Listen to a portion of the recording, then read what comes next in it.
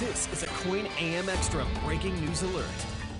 Breaking right now, Yamhill County has joined Clackamas and Marion counties in declaring a state of emergency due to wildfires there. Earlier this morning, an emergency declaration was signed. It says 2 wildfires are moving into the county. Thanks for joining us on this Wednesday, September 9th. I'm Jenny Hansen. Emily is off this morning. Now, we do have team coverage of these wildfires. Cor Harlan in Marion County tracking the evacuations there, and Kelly Bairn keeping an eye on the air quality. First, though, I want to check in with Elise Haas in Washington County, where she's been speaking with Tualatin Valley Fire and Rescue officials. Elise?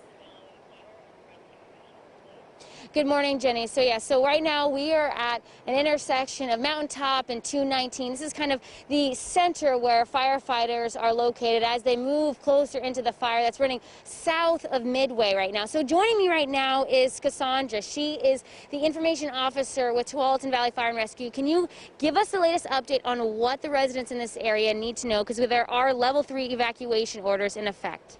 You bet. So over 150 people have been evacuated from the area. Most importantly, they need to understand that they won't be able to return to the area. The fire conditions remain unpredictable. Firefighters have done a pretty incredible job. No homes have burned, amazingly. 3 barns have burned, but it's just too unsafe for the residents to return at this time.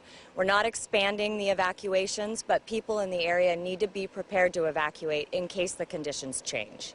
Can you also describe maybe where the fire is burning the hottest right now and where the firefighters are focused on trying to, tamper it down?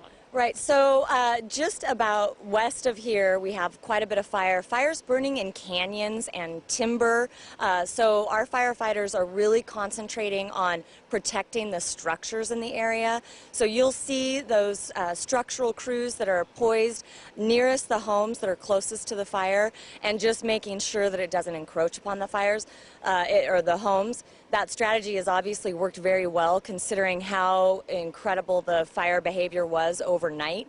So we are grateful that we've had a lot of assistance from law enforcement to get people safely out of here. Lots of people were moving out with their horses and their livestock and their families. And hopefully we'll be able to get a handle on this fire so that people can eventually return. But we need to just keep people out of the area so that we can hopefully get this fire under control.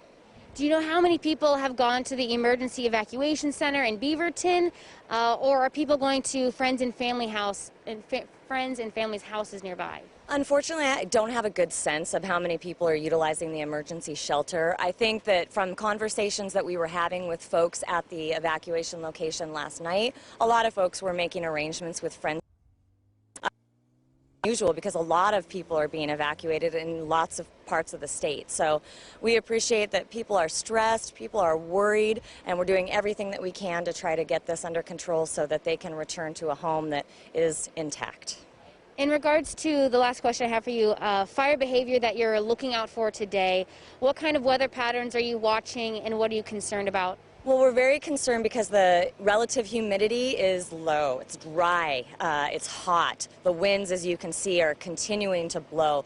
Throughout this fire, there have been sustained gusts of 50 miles per hour or more. That, combined with the way that fire behavior is as it gets hotter, makes for very dangerous conditions and very unpredictable conditions. So we're constantly communicating about the temperature, the conditions. There's a lot of conversations with the command that's right behind me and folks that are placed strategically throughout the fire location so that our crews have the information that they need if it becomes unsafe where they're working.